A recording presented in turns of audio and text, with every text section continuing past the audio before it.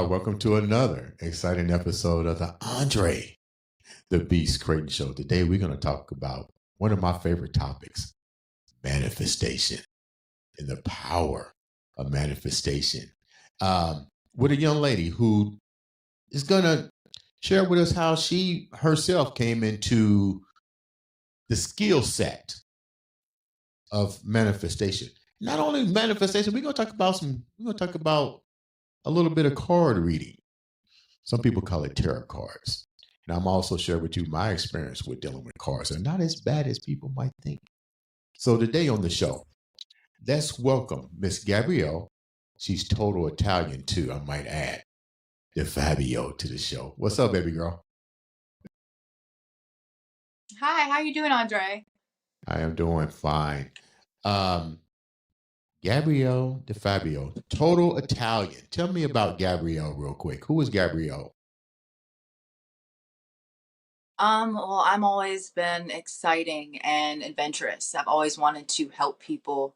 I've always wanted to give services to the world. I started out like in customer service. Um, but God told me that was not going to be the right path for me.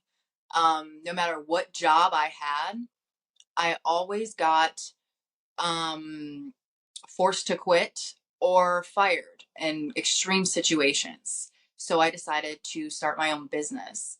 And that is where I'm now sharing with everybody how to manifest, how to create their reality, and do all these cool different things.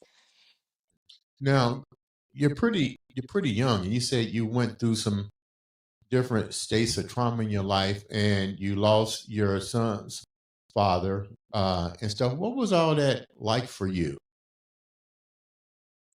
Well, at first, a long, long time ago, I did have a pretty bad drug addiction for about 2 years. So when I had that drug addiction, I was probably 19 years old, 19 to 20 to 21. Then I got pregnant with my son. And then I realized I had to get off the drugs. So I got off the drugs and then I completely moved states. So I lived in South Carolina and then I moved all the way to New York. And I was completely by myself. I had no family, no friends, nothing. And I decided to completely rebuild my personality from there. I didn't know that's what I was doing at the time. I was just trying to stay clean at that time. So what I did was I moved to a whole new state. I started reading tarot cards to pay the rent. And then I started learning about manifestation.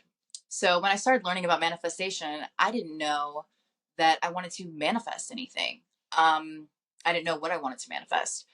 Um, but at that time, I had had my son, and I was really, really bored being a stay-at-home mom. Hold on a minute. Um, I didn't mean to interrupt you. So let's go back a minute. Let's go back a minute. hmm, You had your son when you had the addiction. Am I correct? no, I quit drugs when I found out I was pregnant with him. What was your drug of choice? I was on methamphetamines for a while. How long did it?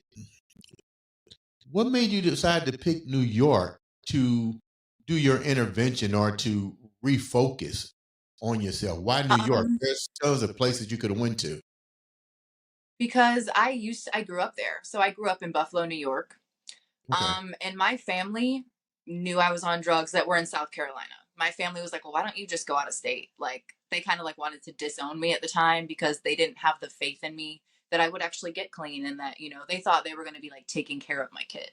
So they told me to just go out of state and basically kind of disowned me a little bit. So I had no choice but to make myself from the ground up there. But you had family in New York though, so you am I correct? No, I did not. So the family that I did have moved with me down to South Okay. Carolina. But then So I just moved back by myself. so out of all this, you said I'm going to Buffalo. Like you had no game plan, nowhere to live. Then how did you even? So what did you do? Get off the airplane and just start walking? No, I mean I set up a plan. Like I called somebody and luckily, you know how things just work out, right? My old childhood home that I used to have was already paid off and nobody was living in it. So my father had pulled some strings to make it a house for rent. So I then had to figure out how to pay for rent, but I was a stay-at-home mom. So, well, I was pregnant for a while. So I worked at McDonald's for a while. And then after I worked at McDonald's and I had my kid, I needed to find a way to pay rent still. So I then started using tarot cards and paying the rent with readings, personal readings. Okay, so I'm trying to keep the viewers on track with this because we're going to get pretty deep later in the show. So Okay. you have a methamphetamine addiction. Mm-hmm. You wind up, your parents basically excommunicate you and basically say, okay, pick a place to go. You pick Buffalo, New York. Your Mm-hmm. father had property there that you grew up in, a house. So they Mm-hmm. pretty much said, you can go stay in this house. I take it because I don't see nobody just getting on a bus and just walking the street. So they Yeah. had a place for you to go. So they said, go to this house, it's paid for, cut the license stuff on. You're pregnant at the same time, not having you. Am I right? Am I correct? You're pregnant. Yeah. Yes.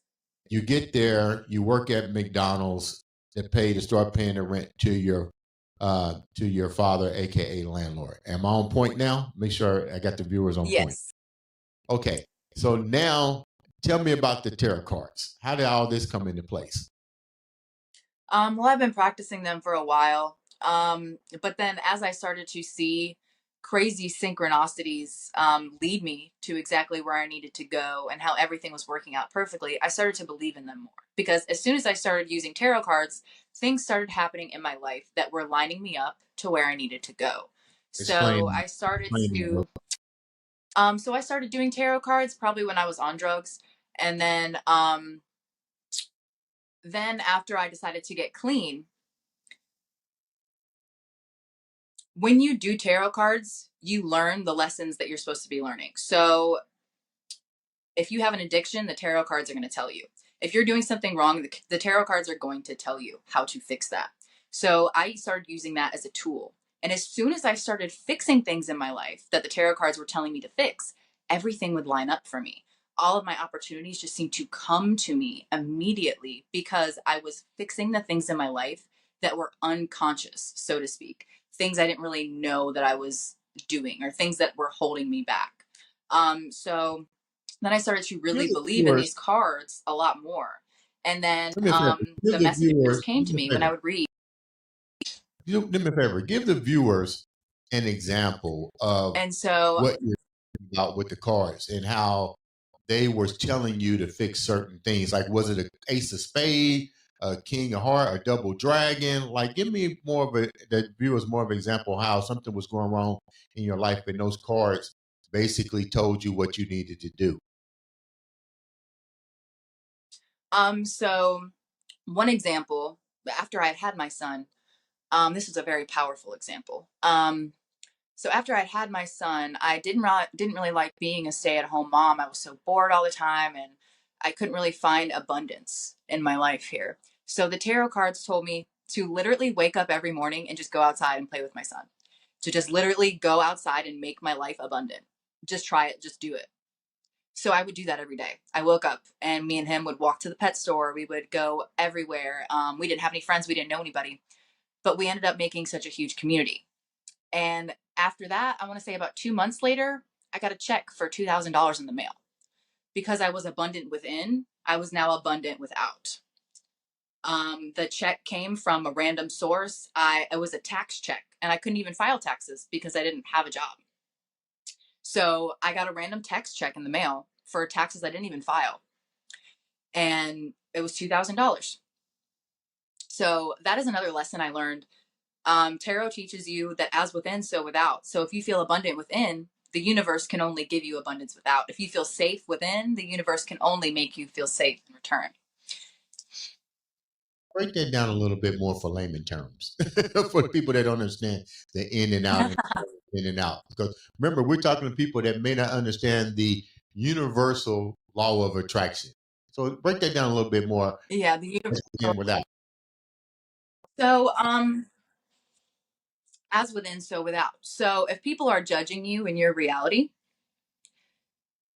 there's probably a good chance you're judging yourself. Um, if you see yourself, if you look in the mirror and you think that you don't like your image, you can change that. However you perceive yourself is how the world is going to perceive you. However you look at the world is how the world will always look back at you. That's the law of attraction, and that's how you manifest. Okay, keep going. So let's go back to these cards. Which cards were you looking at that told you these different scenarios? Like, is it called the double dragon, the king of spade, the queen of hearts? Like, which, educate the viewers a little bit more on these cards. Like, what was you looking at that told you different things? Okay, well I can grab a deck. Hold on, let me go grab a deck really quick and I'll tell you. Okay. We're getting ready to get real deep here, so make sure you do not turn that knob off. Now she's back, so we're going to get real deep. Do not, like I said, turn that knob off. Let's watch. Okay, so let's see. What's a big card? Do a prediction first. Let them see how it works. Um, like maybe say how your interview is going to turn out to be, or something like that, and then see what your reading says. Okay. So what's the outcome of this interview? No, your outcome. Don't put me in it. You might wind up with it with a Okay, what's double my A outcome? street. What is my outcome? I didn't hear you. What did you say? You probably away from your microphone. I asked myself, what is my outcome for this interview? Okay. This is cool, man. I'm excited. Okay, so the first card I got is Strength. Okay. Strength is a card that you pull. It's a major arcana. So it's one of the big cards in the deck. So this is a card that comes up when you're having to be strong, when you're having to maybe go against something that might not believe in what you believe in. Okay, but you're having to be strong here. You might have to stand in your power Right. while people around you might not be agreeing with you or something like that. And let's see, let's get another card here. How many cards do you need to get to complete the act of what you're doing when you ask the question? Like, is there a certain number that you need to pull out either Um, ask? no. I will pull a card for as long as I Really? want, and So you I'll can just use keep as many pulling decks. cards down? Mhm. Yeah, some people have like a setup, like they'll have like the past, the present, the future, and then they'll have the outcome. It depends on what reader you get. So when I'm doing a reading, I'll do past, present, future, and then I'll do outside influences, and then I'll do the lesson you're learning, and then I'll do the outcome and the challenges. Well, So what, outside influences will tell you who's affecting your decisions, who's probably in your life that shouldn't be. Okay, so those are outside influences, and so you'll have different sections in your reading, like so you know what to tell your querent. but how do you know when to cut it off? Like, if there's 52 cards in a deck and you ask a question, like you're asking the question now about your appearance on the show. Mm-hmm. How do you say, okay, I'm gonna pull out 7 cards and this is it? You know what I mean? Because you can take off 52 cards and make an assumption. So is there a cutoff to the question as it relates to cards? No, not really. I mean, because there's a million decks you can use. I mean, this is a standard deck right here, the one that's been around since the early 1980s. But there's other decks with words on them, with pictures on them, with hearts and lace on them. Mhm. The whole premise of tarot is that we're all connected, and I'm basically reading your mind. Where our minds are connecting right now. So whatever image I get from this card, it can be a heart, it can be a star, it can be anything. Whatever message I get from that, I'm relaying to you. So it's all an energy thing.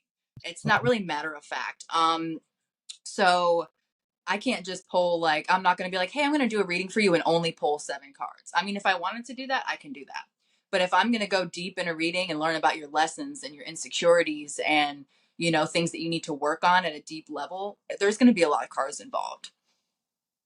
Okay, so let's finish what we did with this one. So your first one was strength. What else is it telling you? Um, let's see at the bottom of the deck. We have the Seven of Cups in reverse. So the Seven of Cups in the upright is about illusions and confusion, but in the reverse, it's about seeing something clearly. So seeing something clearly about my strength, seeing something clearly about maybe I know what I'm talking about here. So that's being strong and making things clear for people here. So being strong in my ability to make things clear for people. So that's what I'm going to feel like at the end of this reading, feeling strong in my ability to teach people things. Okay, pull another one. Let's see. Let's keep going. Let's see what else we got going on. Okay.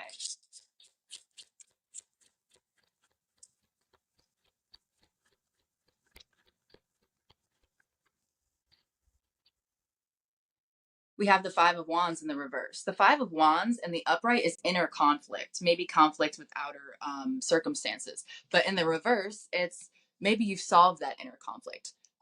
Because we all have inner conflict about being seen, about people understanding us. So I might defeat some inner conflict here that I have with myself because I'm realizing I'm actually good at what I do here. So fear of being seen, fear of people not understanding you, shame, things like that.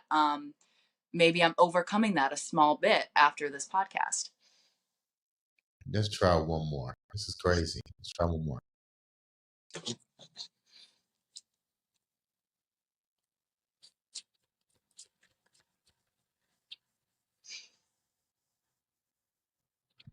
And then we have the Eight of Cups. So this is emotionally walking away from something. So I'm emotionally walking away from the fact that um, that people might not understand me.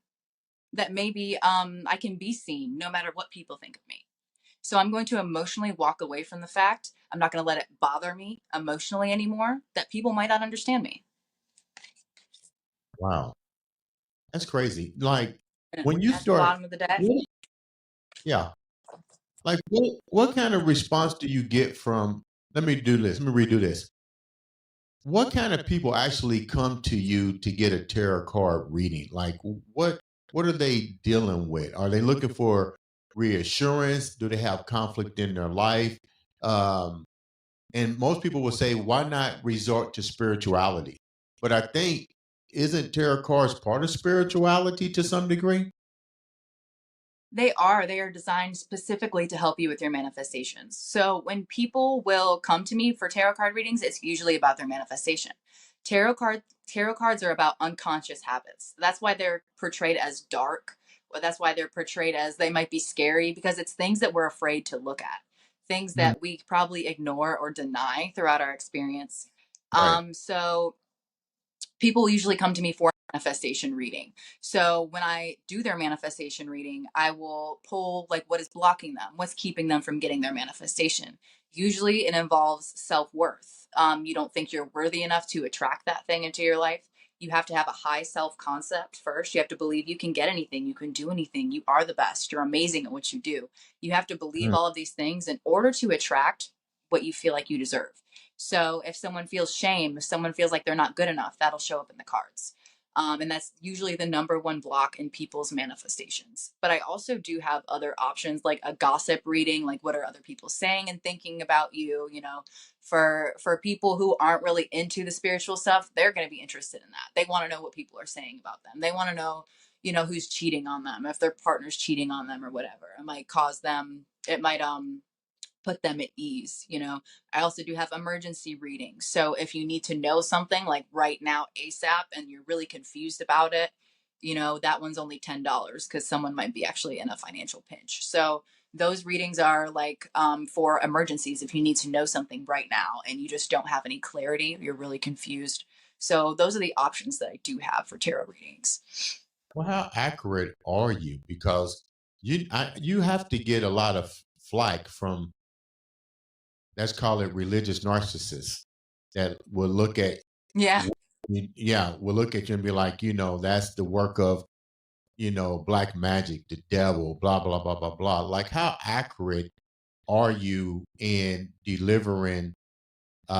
Because people want results. I mean, that's why we have spirituality. That's why we have religious narcissism. People still want clarity, but they want abundance at the same time.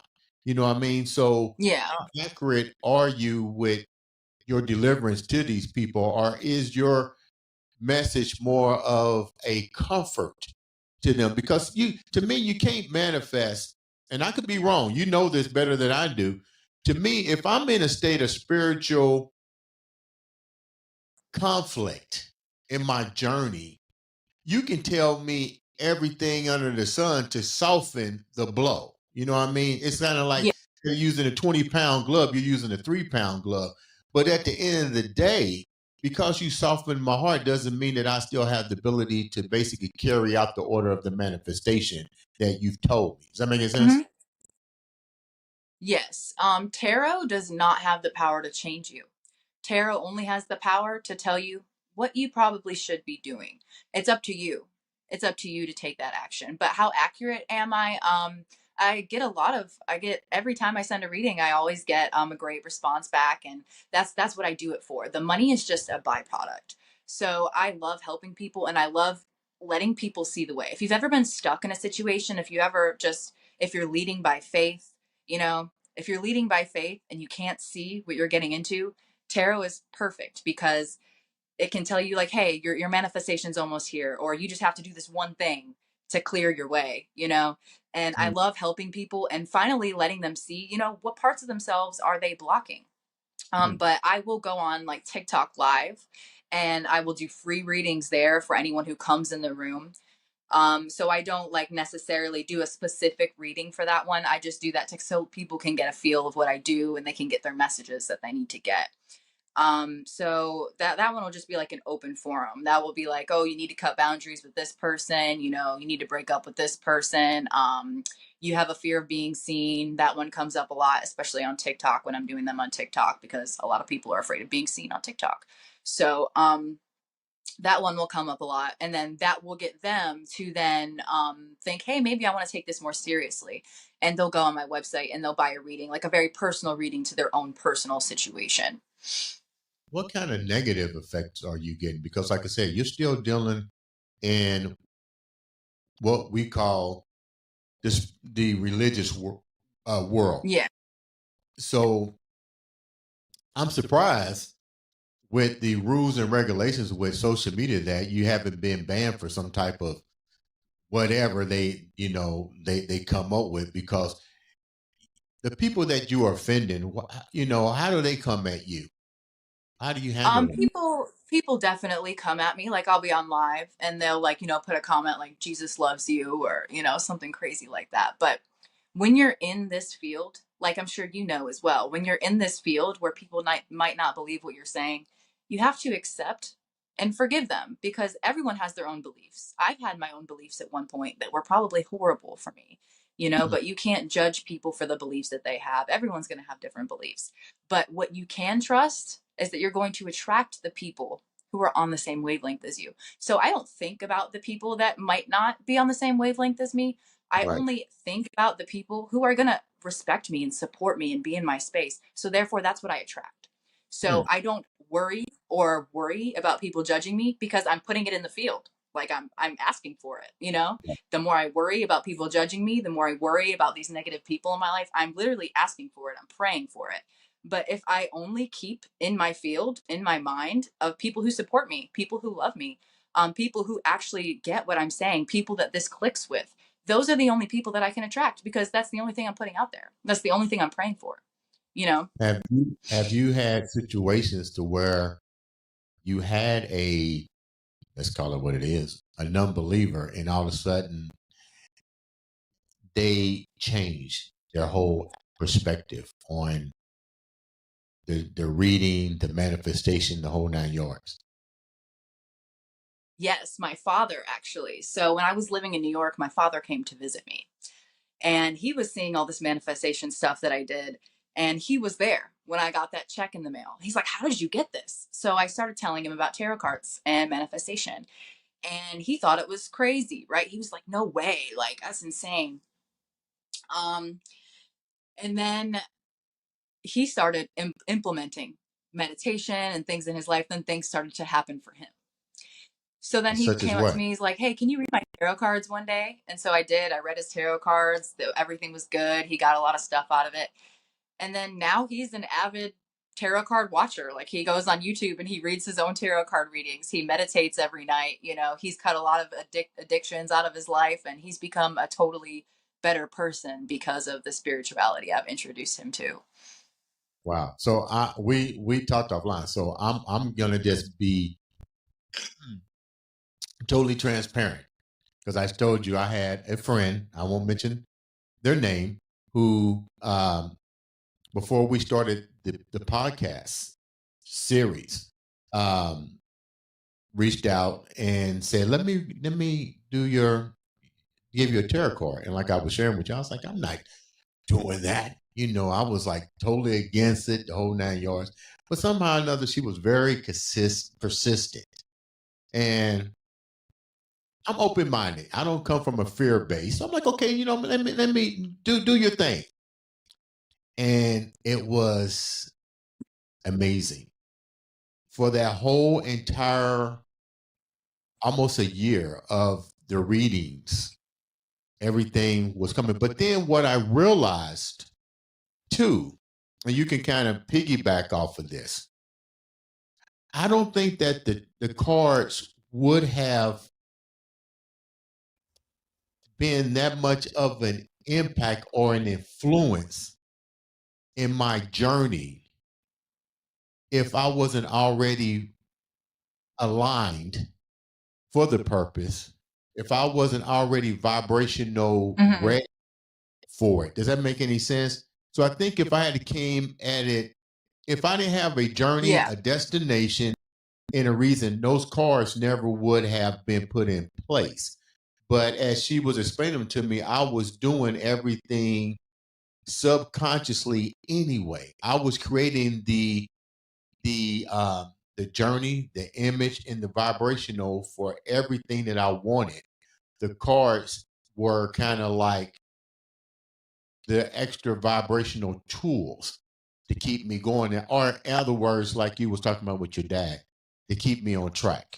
Not saying that I wasn't going to get negative frequencies, because to me, the negative frequency was, who am I surrounding myself with that is not aligned with the vision in order to make everything manifest itself? Does that make any sense?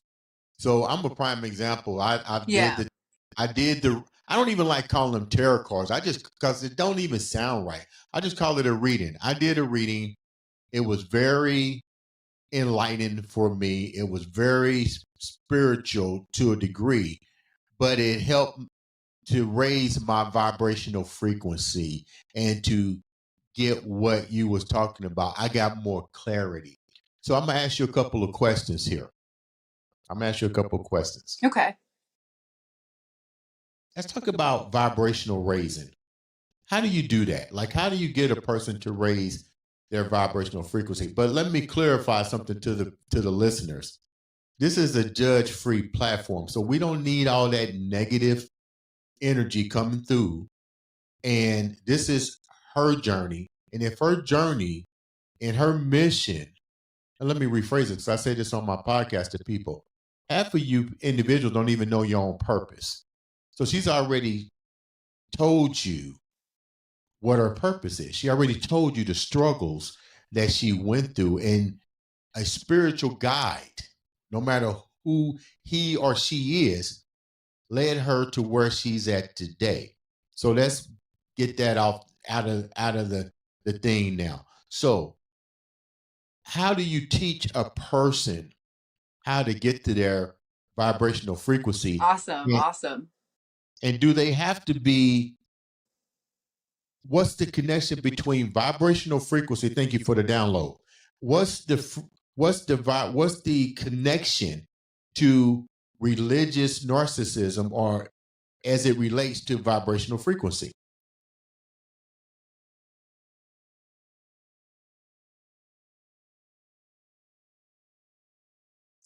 You're breaking up pretty bad. Okay, I'm gonna say this again.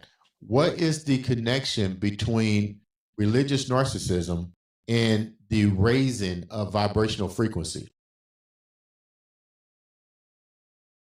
Oh, okay. So how you raise your frequency or anybody else's around you, you learn to be authentic. And what does it mean to be authentic? Is to be whoever you want to be and do whatever you want to do. That's going to raise your vibration. Authenticity is higher. That's a higher vibration than love. So if you're out here being yourself, doing exactly what you want because it makes you feel good, other people around you are going to see what you're doing, right? And they're going to be like, how did she do that? How are they doing that? How are they getting what they want? How are they so authentic? How are they so not scared of what people think of them? And you're going to raise the consciousness of the people around you to copy you, but also you're just giving other people more authenticity. You're showing people, hey, this is your life. You're supposed to live it. Like, get out there. Like, the biggest regret that people have on the other side is that they came here and they just sat around and they fucking worried about what they wanted forever, but they never actually did anything to solve their worries. They never actually had fun.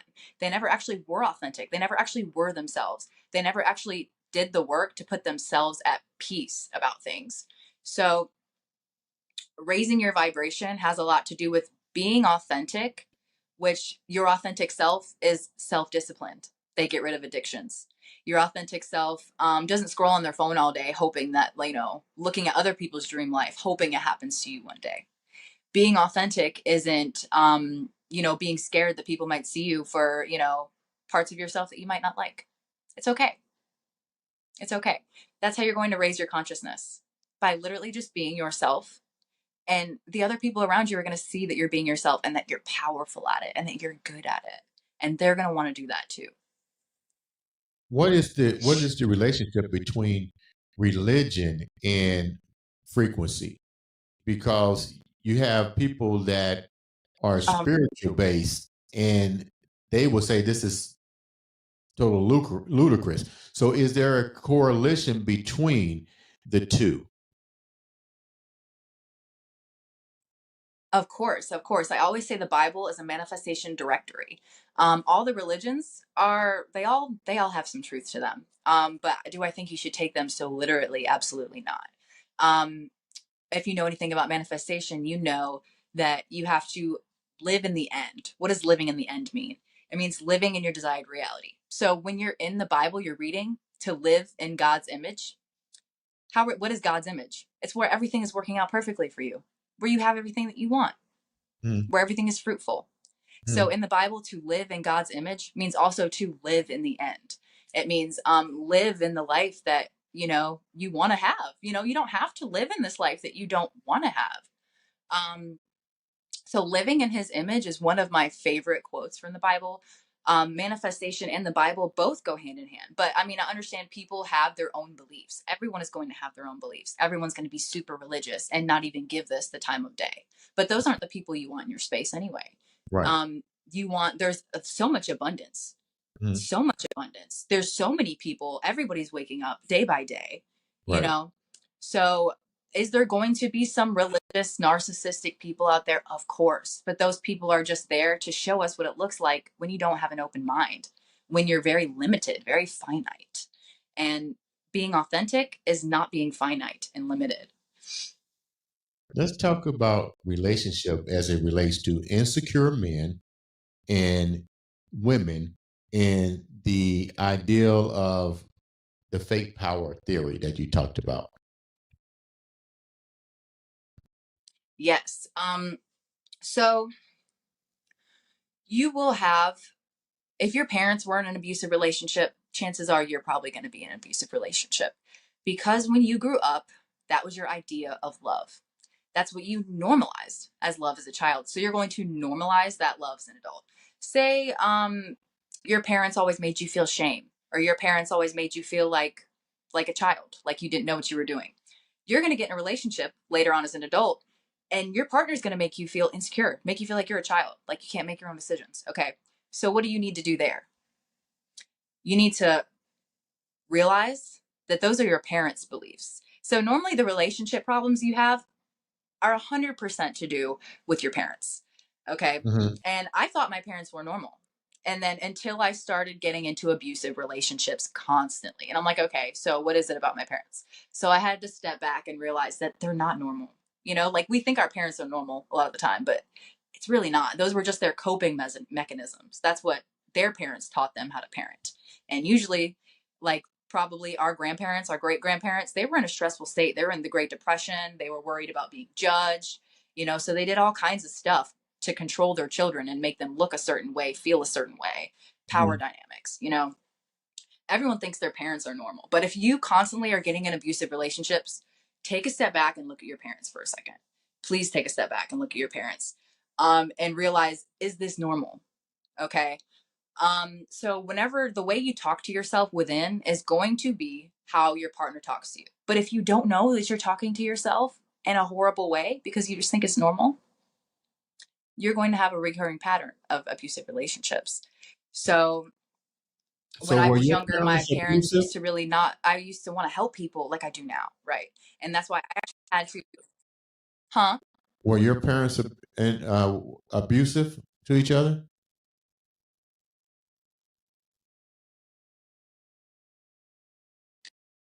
I turns out I had three narcissistic parents. So I had a mom who was narcissistic, a stepdad who was narcissistic, and a father who was narcissistic. I had to cut my entire family off. So I don't speak to any of my family anymore. Um, but when I was a child, I was always wanting to do stuff like this. I was always wanting to help people, but they told me like I wasn't smart enough, or like, okay, yeah, you have big dreams, nice try. You're gonna be in a 9 to 5 job just like me. You know, so whenever they would say those things, I took them on as truth. I took them on as truth. I'm not smart enough. I'm gonna have a 9 to 5 just like them. So I then that was spilling over into my work life. That was spilling over. That's why I had to cut my family off, because their beliefs about me didn't change. Okay, so help me understand, Gabrielle. We talked about manifestation and intimacy, and the energy that's released during intimacy is definitely very powerful, as you just indicated. But let's talk about the individuals that get involved in these, let's call it forbidden fruit areas, the swingers, the game bangs, the just crazy things. How is that related to negative manifestation, and how does that impact the frequency of intimacy, and what intimacy and energy change? How does this how was this bad to go into that realm? For one, if you're in like a swinger relationship, or if you feel like you're just dating around, that's not good, because that's what you feel like is normal to you. So you're normalizing that. Like shows like Love Island and like reality shows where they're just dating each other like that, in that area, in that way. That's another thing they're normalizing for us here, to date like that, to love like that. But also with sex and manifestation, sex is a very, very powerful manifestation tool. So when we're having sex, we are like at the highest. Like that is like where you can connect with God. Okay. But we have made so many things around sex. When we're at that highest point, when we're connecting with God, we're thinking about very nasty, restricting, humiliating, horrible things, okay, when we are having sex. And when you're thinking about things, when you're acting out those things, you're doing those things, it can manifest in your daily life. So BDSM, negative things what you're doing when you're having sex, that you're using your most creative power. That is what sex is for. It's to create, having babies, right? Creating humans. So essentially, you're creating when people use the O method a lot when they're manifesting, because whatever you're thinking about when you're masturbating as well can manifest.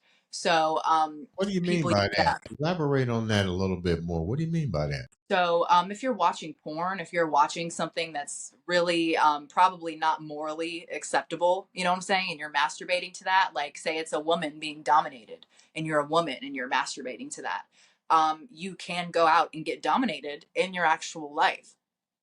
Also, the things that you're attracted to have a lot to do with your deepest traumas and fears. So if you're attracted to like being humiliated or dominated, probably you had to deal with that a lot in your childhood, and you're acting it out now in your sexual life, and you're manifesting it even harder and harder. So when you're having sex, it should be a man and a woman. That's why they say two become one in the Bible. When you have sex, two people become one. So make sure the person you're having sex with loves you, cares for you, all these things, because whatever energy they have will be intertwined with yours. So if someone is like insecure or broke, or a player, you're going to intertwine with that person, and now you're going to become all of those things. And then you're going to start dating people, and you're going to become a player, or you're not going to understand why no one likes you, because you think you're still yourself. It's hard to explain because you don't realize that you're actually transferring energy when you're having sex with someone. So whatever energy they have, if they're insecure about money, if they're insecure about people liking them, if they have a lot of shame, you are going to now integrate that with yourself. A lot of people have a lot of things, a lot of traumas that aren't even theirs, um, because they're around so many people. But Say I your mean, how boyfriend. are you going to, before we wrap up? Okay. I know the viewers are like, go deeper, Dre. What am I supposed to do? Like, do a DNA test on somebody before I become intimate with them to find out what their traumas is? Because people don't openly tell you their traumas. You No, know they what I mean? don't. So Go if see I'm making your. love to, if you're making love to a man and making love to a woman, is there rules of engagement that I need to ask this person so it doesn't mess with my energetic universe and I'm giving away my essence to the wrong person? How do you even ask them without offending them? Well, of course you're going to use your discernment first. So don't sleep with someone the first like week or two of being with them. You need to use your self-discipline. It's all on you. It's not on the other person. It's all on you. So are you using your discernment? Are you using self-discipline to see? Because if you're experienced and you have traumas, you can also see. Like if you know this information, you can also look at someone and know their traumas. So if you're out with someone for dinner and they only give a $2 tip, they're insecure about money, and you can say that. And then later maybe you can ask them like, hey, are you insecure about money? Or if you get to know them well enough, you're not having sex with someone unless you get to know them well enough, right? That's the Well, whole not point. in today's society.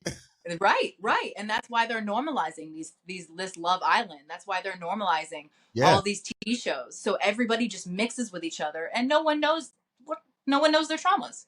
No one knows why they have these things they have. No one knows why they're so insecure. No one knows why, they get with this man this one time, and then now they can't like make career moves. They can't have creativity. You know what I'm saying?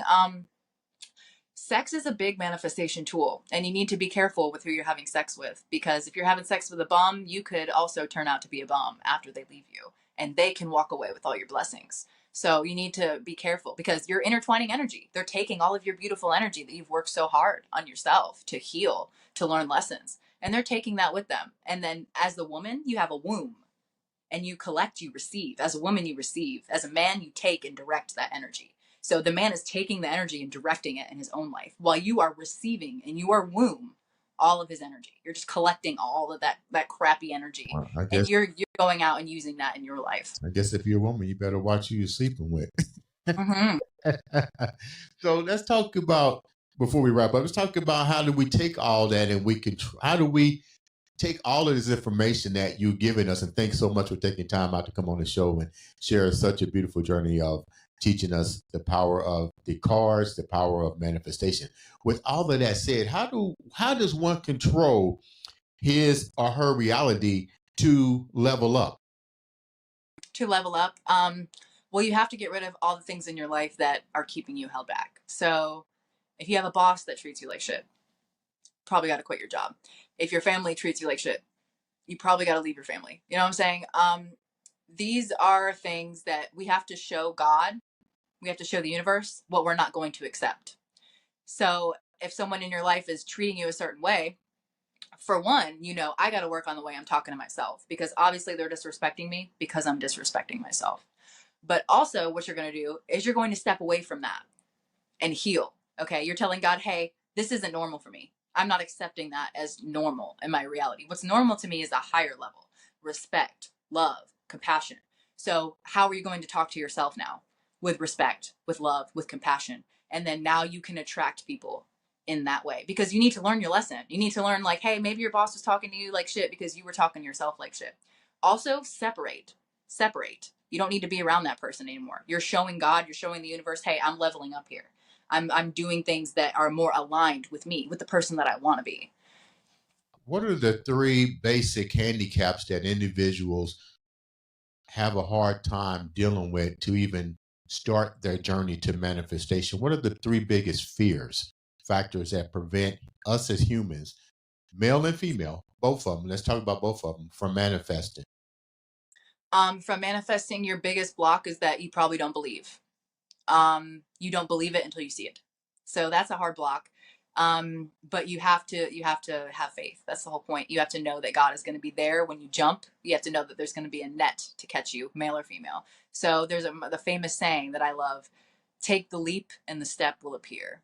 Take the jump and the net will appear. So we're all leading out of faith. We're all doing things from our intuition. We're all getting ideas and just going after them, So that's one of our biggest blocks, is how can I go after this amazing idea that I have when I might not believe that it can happen to me. So that's a big block. Another big block is self-worth, self-concept. So a lot of people have this crazy amazing dream, like, hey, like when you had your dream to start your podcast, you were probably like, how am I going to get there? How am I even going to do that? You know what I'm saying? How is that even going to happen for me? Who am I to get a podcast? How am I worthy of having a podcast? But then you leveled up your self-worth and you're like, of course I can have a podcast. Why can't I have a podcast? I want to share things. I want to introduce people. You know what I'm saying? Mhm. So you have to raise your self-concept, because if you would have kept your self-concept as that when you first got the idea to start your podcast, if you would have stayed in that place, you wouldn't have manifested anything. Now look at you. You've got your podcast. So many things are working out for you. But self-concept is a big block, because no one will even move. No one will even jump, because they don't trust themselves. You have to put action behind the manifestation in order for the manifestation to work. Mm-hmm. That doesn't mean going around trying to fix everything by yourself. You're going to get something called an aligned action. So every day you should meditate, or you should pray, whatever you feel like doing. You should take your time to talk with the universe, talk with God. And after that time, you are 110% going to get a message. You are 110% going to get a message. And all the time, it could be something so small.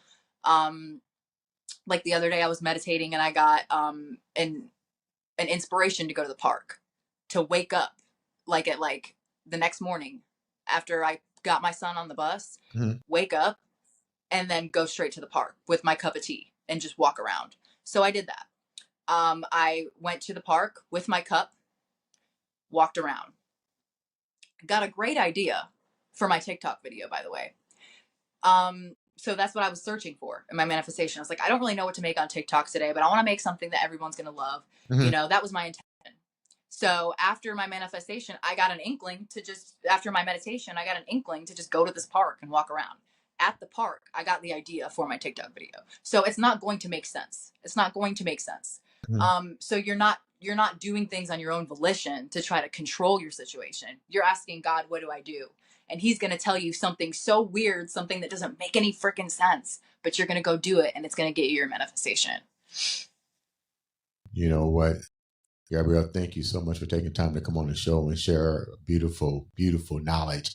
How can the viewers reach out to you? How can they reach out to you? How can they follow you and support you?